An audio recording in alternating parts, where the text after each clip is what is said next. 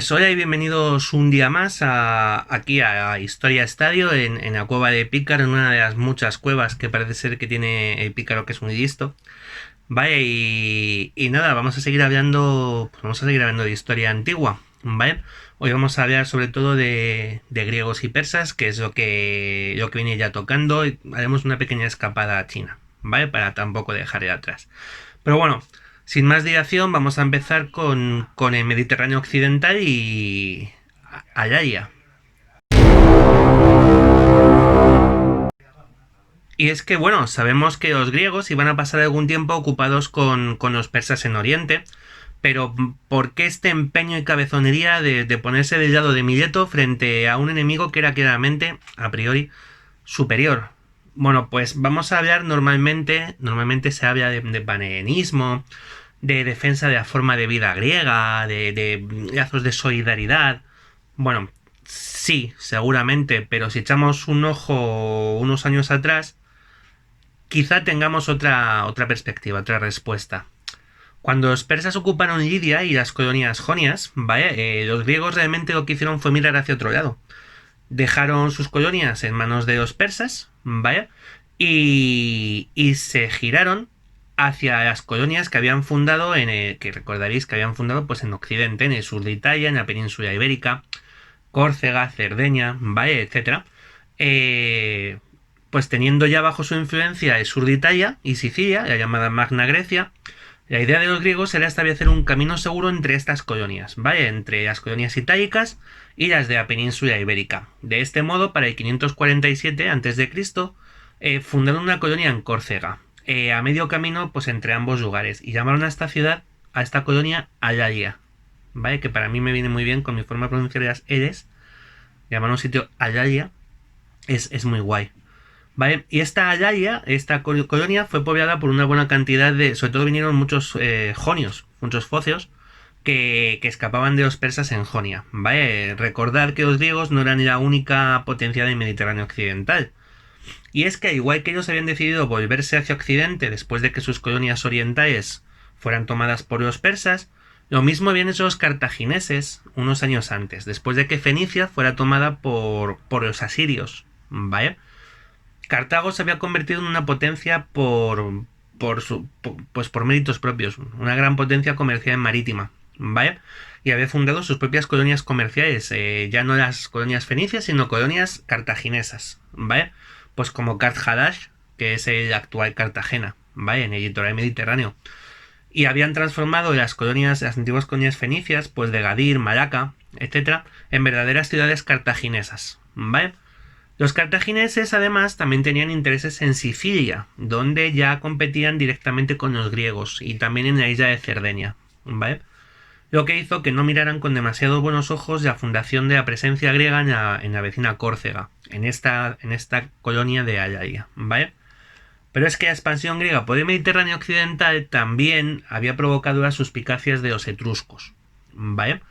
Bastante tenían ya los etruscos con los romanos dando por saco en el centro de Italia como para tener que preocuparse también por los griegos. Y como el enemigo de mi enemigo es mi amigo, los etruscos y los cartagineses de pronto se encontraron con que tenían un amigo en común, los griegos, ¿vale? De forma conjunta, etruscos y cartagineses filtraron una flota que se dirigió derechita a Alalia, ¿vale? A esta nueva colonia, dispuestos a destruir la ciudad bajo la excusa de que era un nido de piratas, ¿vale? A priori los griegos contaban con una flota menor, y sus refuerzos estaban bastante más lejos, pero parece ser que sus generales eran mejores y los griegos se crecieron ante este tipo de circunstancias. Esto es algo que vamos a ver que a los griegos les va a pasar durante varios siglos, encontrarse con menores ejércitos, pero mejor uso de estos ejércitos, aunque sean más pequeños, ¿vale? Los griegos terminaron venciendo en el mar a los etruscos y a los cartagineses, pero tuvieron que retirarse de Alaia, ¿vale? Y aún así, bueno, perdón, fueron los etruscos y los cartagineses los que tuvieron que retirarse de Alaia. Pero aún así, aunque los griegos ganaron, sus pérdidas fueron tantas que tenemos un ejemplo de lo que se vino a llamar victoria pírrica, es decir, ganas para nada, ¿vale? Esta batalla, lejos de suponer el triunfo de los griegos en este conflicto entre potencias marítimas, entre etruscos, cartagineses y griegos, lo que supuso fue su destrucción. ¿Vale? Las pérdidas de Alaya fueron tan numerosas que los griegos se encontraron prácticamente sin flota en el Mediterráneo occidental y tuvieron que dar un portazo a sus posibilidades de expansión en Occidente. Cartago, bueno, esto supuso el fin de la hegemonía focea en el Mediterráneo, occidental, y el que Cartago se apresurara a llenar este vacío, ¿vale? Haciéndose con el control del comercio en esta zona, y las colonias griegas de la región quedaron aisladas de sus metrópolis. Y es más, si recordáis hace ya varios vídeos cuando hablamos de Tartesos, aquí en Iberia, en la península ibérica, comentamos que una de las posibles razones del fin de Tartesos hubiera sido que los cartagineses se quisieran vengar de esta potencia, de Tartesos, por su alianza con los griegos, ¿vale? Dominando el Mediterráneo oriental y occidental y la península ibérica, los cartagineses además se abrieron paso hacia el Atlántico, ¿vale? El comercio con las islas británicas, el norte de Europa, y aunque los etruscos trataron de hacerse con el control de Córcega y Cerdeña, no tardaron en darse cuenta de que habían hecho un pacto con el diablo, ¿vale? Así que tuvieron que ceder estas colonias, estos dominios, estas islas, a los cartagineses.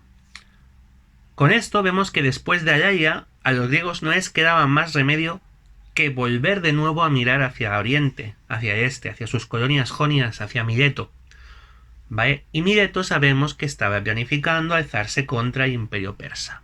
Esto lo vimos de la semana pasada. Y hoy ya vamos a empezar a hablar de las guerras médicas. Adelante. La última vez que habíamos hablado de historia interna de Atenas, dejamos a los atenienses expulsando a un tirano, a Hipias, ¿vale? A hijo de Pisístrato, que con ayuda de los espartanos, por cierto. Una vez que Hipias estuvo fuera de Atenas, de inmediato volverían los conflictos entre las dos grandes corrientes de poder del momento. La aristocracia dirigida por Iságoras, ¿vale? Y por otro lado los populares, dirigidos por Clístenes, ¿vale? Y este Clístenes va a ser el primer artífice de lo que venimos llamando democracia, tal y como se concibió en Atenas, ¿vale? El hombre que quizá porque estaba viendo que perdía poder contra Iságoras, que se estaba dando mejor el conflicto, decidió ganar por la fuerza pura de los números, con lo cual dio el poder al pueblo. Vamos a poner muchas comillas en todo esto, ¿vale? Que el concepto de democracia de los griegos y el que tenemos ahora se parecen, pero no son iguales, ¿vale? No confundamos, ¿vale? Las reformas de Clístenes fueron bastante radicales y a golpe de ley disolvió las antiguas tribus atenienses, ¿vale? Para formar 10 tribus nuevas, definidas por demarcaciones geográficas, no familiares. Con lo que, bueno, también realizó además un nuevo censo, dividiendo la población en los llamados demos, ¿vale? También geográficos, con lo que en las mismas tribus y en los mismos demos se unían a grandes nobles con pequeños comerciantes y campesinos, ¿vale? Cuyos representantes van a ser los mismos. Las leyes de Clístenes van a eliminar los antiguos grupos de poder de Atenas, lo que por supuesto no gustó a todo el mundo, y pronto su oponente, Iságoras, recurrió a los espartanos, ¿vale? Cuyo rey, Cleómenes, que ya había entrado en Atenas para expulsar a Hipias, decidió volver a Atenas para poner orden. Al fin y al cabo, los espartanos no habían expulsado a Hipias para que su lugar fuera tomado por otro revolucionario, ¿vale? Iságoras y Cleómenes se dirigieron hacia Atenas, ¿vale? Y bueno, pues Clístenes, viendo lo que se venía encima, decidió exiliarse. Pensó que ya habría otro momento para sus reformas. Bueno, pues probablemente porque estaba convencido de que Iságoras no iba a tardar mucho en meter la pata, y es que Clístenes ahí tenía razón, ¿vale?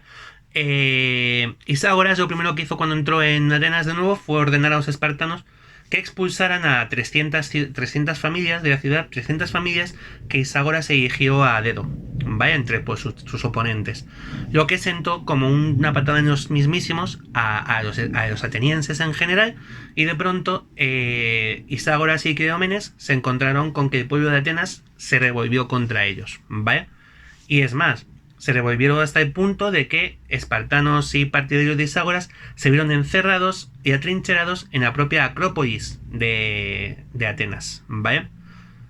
Finalmente conseguirían salir de la ciudad, lo que permitió a Clístenes volver y continuar con sus reformas.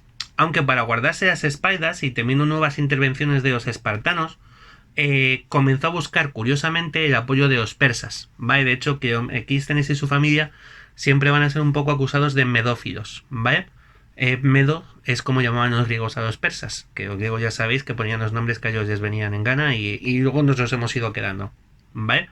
Pero bueno, de hecho por eso el nombre de guerras médicas, de las guerras que vamos a comenzar ahora, serán las guerras médicas, ¿vale? Bueno, pues Clístenes buscó cierto apoyo por parte de los persas, que ya por esos años estaban asentados en Jonia, como ya hemos visto. Y de hecho estos son los años del curioso tratado existente entre Atenas y los persas, que Darío tomó como una rendición de los atenienses, y los atenienses como otra cosa totalmente distinta, ¿vale? Pero bueno, el caso es que Clístenes no estaba desencaminado. Cleómenes, el rey de Esparta, estaba reuniendo ya la Liga del Peloponeso para atacar a Atenas, ¿vale? Con la ayuda de Tebas y Calcis, otras dos ciudades que no se llevaban demasiado bien con los atenienses, ¿vale?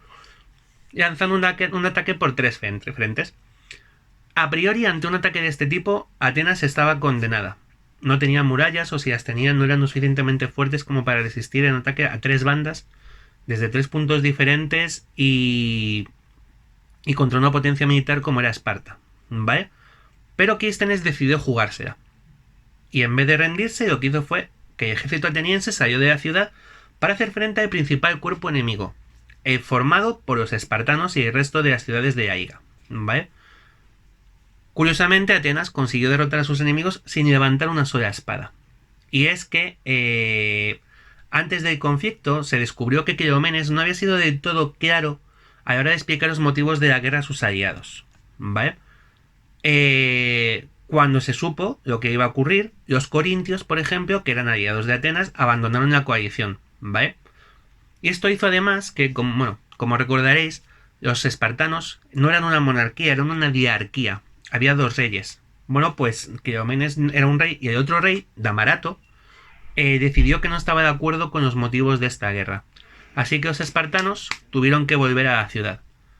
Por supuesto, esto a Cleómenes le sentó a cuerno quemado y no dejó de conspirar hasta que consiguió quitarse en el medio a Damarato. Pero esto va a ser más adelante. Y ya no podrá volver a hacer nada contra Atenas, ¿vale?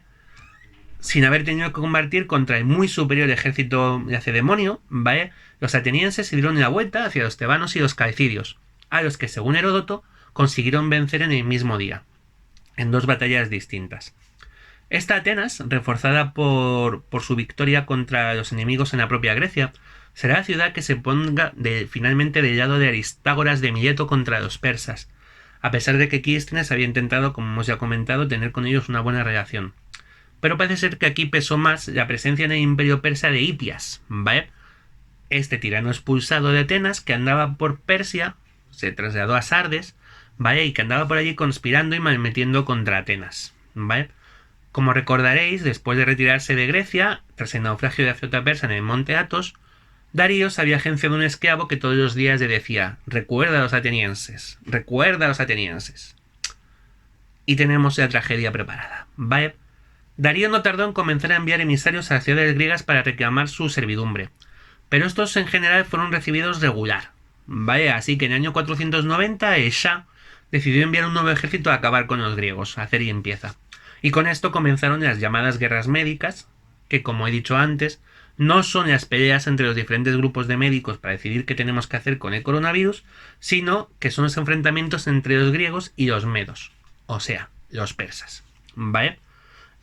Darío puso al frente de su flota a uno de sus grandes generales, Datis, ¿vale?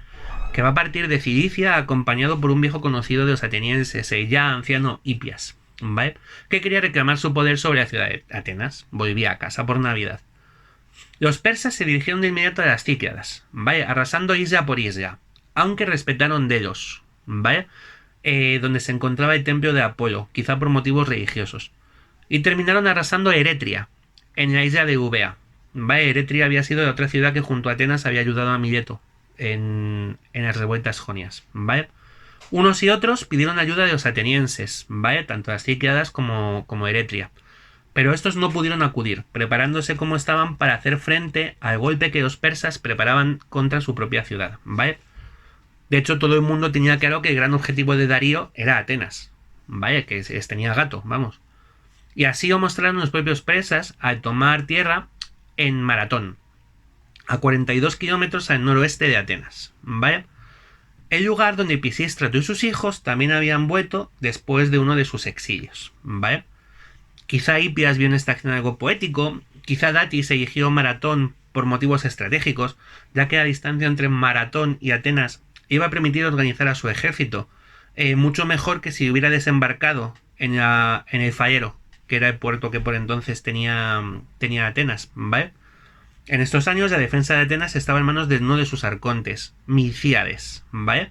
Un político que había servido curiosamente al propio Hipias y a su hermano Hiparco como gobernador de Quersoneso, ¿vale?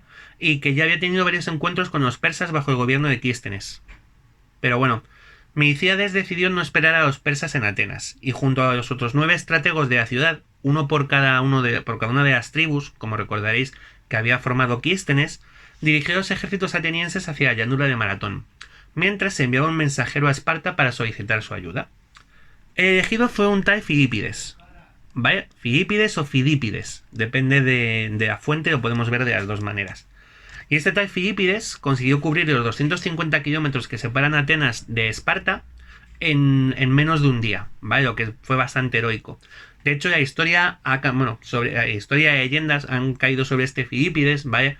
Y se cuentan muchas cosas, pues bueno, que fue a avisar de la llegada de los persas y hizo estos 42 kilómetros entre Maratón y Atenas y murió de agotamiento al llegar. Se han dado varias misiones como que no están claras, pero la real, lo que ocurrió de real, lo que refleja la historia, es que este Filipides lo que hizo fue ir desde Atenas a Esparta, ¿vale?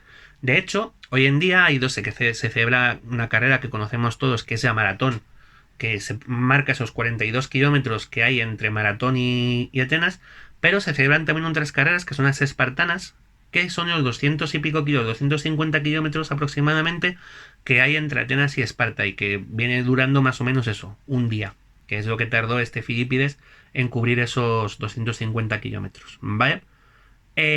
Cuando Filipides llegó a Esparta, lo que se encontró es que los espartanos no estaban precisamente por la labor de salir corriendo a ayudar a Atenas. En aquel momento la excusa que dieron parece ser que, bueno, y que además van a utilizar más adelante de forma casi recurrente, es que estaban en Ascarnias, ¿vale? Ascarnias son unas festividades religiosas dedicadas a Apolo, y eso impedía que ejército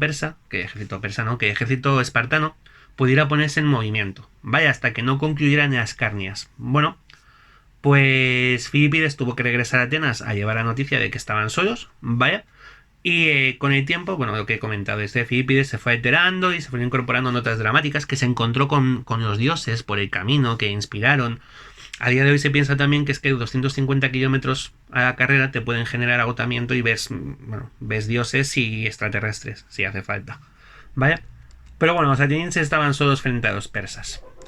Milcíades puso a los sopietas atenienses en marchas forzadas en dirección a Maratón, ¿vale? Y cuando llegaron, establecieron sus líneas frente a los persas.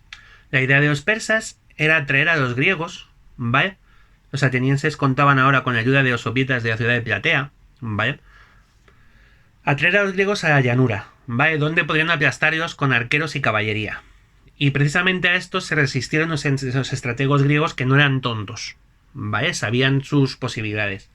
Sin embargo, el 11 de septiembre de 490, unos desertores jonios, que habían formado parte del ejército persa, se pasaron al bando ateniense e informaron de que Datis había ordenado una serie de maniobras que solo se podían interpretar de una forma, y es que el general Datis finalmente había decidido dividir al ejército, y mientras los atenienses y el ejército ateniense estaba fuera de Atenas, sus barcos iban a ir a atacar la ciudad, ¿vale? Que además estaba desarmada. bueno, pues ante la posibilidad de que esto ocurriera, lo que hicieron los griegos fue directamente el día siguiente, el 12 de septiembre, atacar, ¿vale? Teniendo lugar pues la primera gran batalla de estas guerras médicas, ¿vale? La batalla de Maratón. Efectivamente, como habían previsto, los persas intentaron acabar con los griegos a base de flechazos, ¿vale? Cargárselos mientras la infantería griega, recordad que los sopietas son siempre infantería, cruzaba la gran llanura de Maratón. Pero los griegos reaccionaron de una forma que los persas no esperaban. Y es que en lugar de retroceder ante los flechazos, cargaron, ¿vale? Con lo cual acortaron muchísimo el tiempo que dispusieron los persas para atacar y además ellos hicieron, bueno, no se esperaban esta reacción. De hecho, se considera que la carga de los griegos en Maratón, de los atenienses en Maratón, es la primera gran carga de infantería de la historia militar, ¿vale? De entonces, pues eso, de toda la historia. Entonces, mientras el centro del ejército griego aguantaba a duras penas, bueno, llegaron a cuerpo, el centro del ejército griego aguantó jodidamente los ataques de los persas, pero sus alas, los dos extremos del ejército, tuvieron bastante mejor resultado. De forma que rompieron la formación persa en los extremos y se pudieron cerrar haciendo una tenaza sobre el centro del ejército persa, ¿vale? Derrotándoles. Los persas perdieron la batalla de Maratón. Había ocurrido inesperado. Atenas había derrotado a un ejército todopoderoso hasta este momento, que habían sido los persas, pero el día no había terminado. Datis ya se dirigía hacia Atenas, así que los sopietas atenienses volvieron a la ciudad a marchas forzadas, ¿vale? Llegando en el mismo día en el que habían combatido en Maratón por la mañana. De modo que cuando los barcos persas llegaron a Atenas, intentaron desembarcar en el Fayero, Milciades y los suyos ya estaban allí esperándoles, ¿vale? Datis debió pensar que intentar un desembarco en estas condiciones era una locura, ¿vale? Así que se llevó sus barcos de vuelta a Persia. A pesar de la derrota de Maratón, es posible que Datis pudiera presentar lo ocurrido ante el Shah, ¿vale? Como una victoria. Habían saqueado las Cícladas, habían destruido Eretria, ¿vale? Pero los atenienses habían vuelto a escapar de la justicia persa, y es muy dudoso que Darío esto se lo tomara a buenas, ¿no? Que sacara la lectura positiva, ¿vale? De hecho, Datis, no sabemos qué pasó con él, desaparece de la historia de Persia, así que no sabemos hasta qué punto Darío se lo tomó bien o mal, ¿vale? Poco después de Maratón, el viejo tirano Hipias moría en la isla de Lemnos, ¿vale? En el 486 lo hacía también el propio Darío, convirtiéndose su hijo Jerjes en el nuevo Shah de los persas. Antes de morir Darío, sin embargo, probablemente ya se llevara una alegría al enterarse de la muerte de su enemigo, de Milciades, ¿vale? Que empujado por el éxito de Maratón, había llevado a los atenienses a intentar atacar y conquistar la isla de Paros, ¿vale? Donde sería derrotado, lo que obligaría a regresar a Atenas, además, con una pierna gravemente herida. En Atenas, que esto de las derrotas lo llevaban regular, acusaron a Milciades de traición, ¿vale? De haber traicionado al tesoro ateniense y de haber intentado sobornar a los... bueno, quedarse con dinero procedente de Paros y de haber montado toda esta película solo para su beneficio, ¿vale? De modo que fue acusado de traición y encerrado. Y esto hizo que muriera no mucho después por la gangrena de la herida en la pierna que había recibido en Paros, ¿vale? Los grandes protagonistas de esta primera parte de las guerras médicas han muerto, ¿vale? Milciades, Hipias, el propio Darío, Datis, no sabemos qué fue de él. Oye, que igual estamos dando por muerto y el tío es que mandaron a gobernar alguna satrapía por ahí secreta en un paraíso persa, a saber. ¿Vale? Que bueno, que no sabemos, pero que la desaparición no transmite buenos sentimientos, ¿vale? Los grandes nombres de esta primera parte de las guerras médicas, de esta primera guerra médica, habían acabado, pero esto no significa que la fiesta vaya a parar, como veremos en el próximo episodio, ¿vale? Porque hoy vamos a dedicar un ratín a China. Vamos a seguir con los reinos combatientes. Y es que, como habíamos visto durante el llamado periodo de las primaveras y los otoños, es que es súper poético el nombre, el poder de la dinastía Zhou había ido disminuyendo en China, ¿vale? Siendo los grandes beneficiados los gobernantes de uno de los estados de China, Jin, ¿vale? Pero según se acercaba el siglo V a.C., el poder de los Jin fue disminuyendo, lo que hizo que los diferentes estados que rodeaban Jin comenzaran a disputarse el control de esta región, y por tanto a convertirse en la mayor potencia de una China donde los emperadores habían perdido ya todo el control sobre el imperio, ¿vale? Con la caída de Jin en manos de estas familias comienza la siguiente época de los Zhou orientales, los llamados reinos combatientes, ¿vale? De las 6 familias que comenzaron la lucha por Jin, fueron los Zi los que consiguieron hacerse con Jin, ¿vale?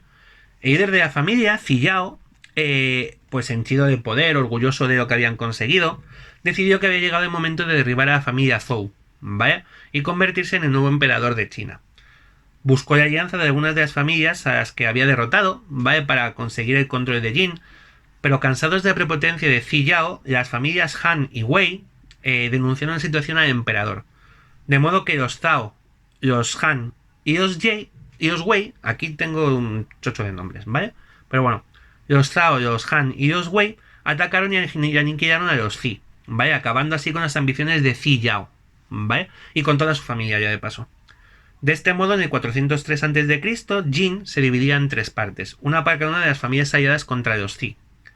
Pero en el año 389 va a aparecer una nueva familia que comenzará un ascenso meteórico.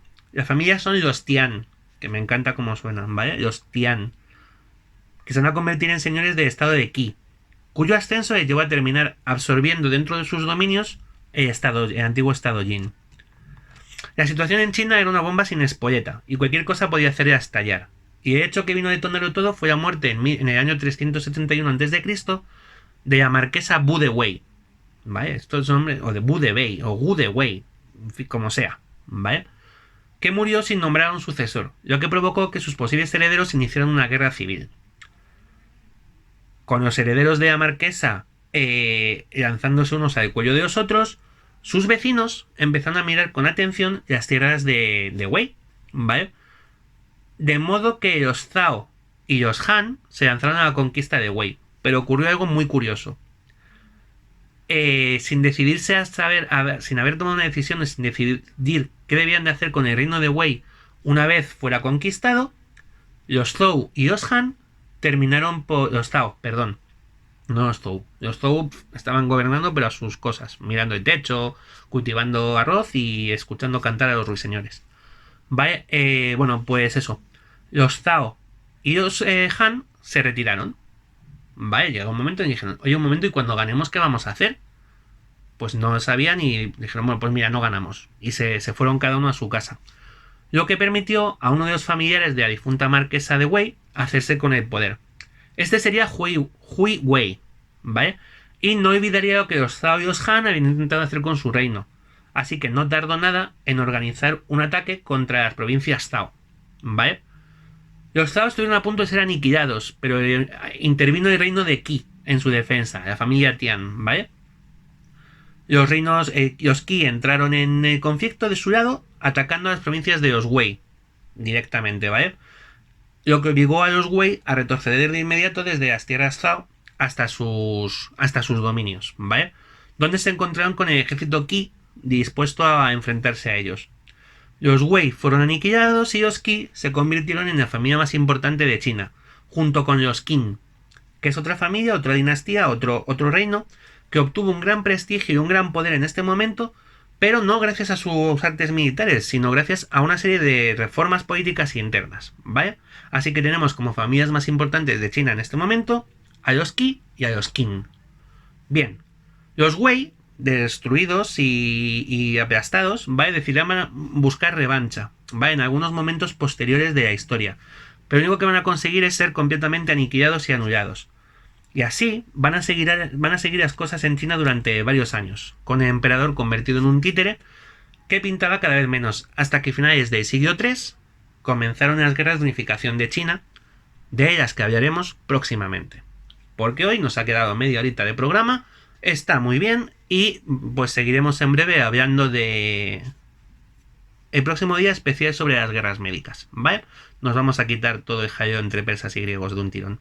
Y nada, pues ya sabéis, si os gusta dadle a like, suscribiros, dadle a la campanita para que os lleguen las notificaciones, difundir, hacernos famosos y ricos, ¿vale? O por lo menos, bueno, que os lo paséis bien. Nada, salud.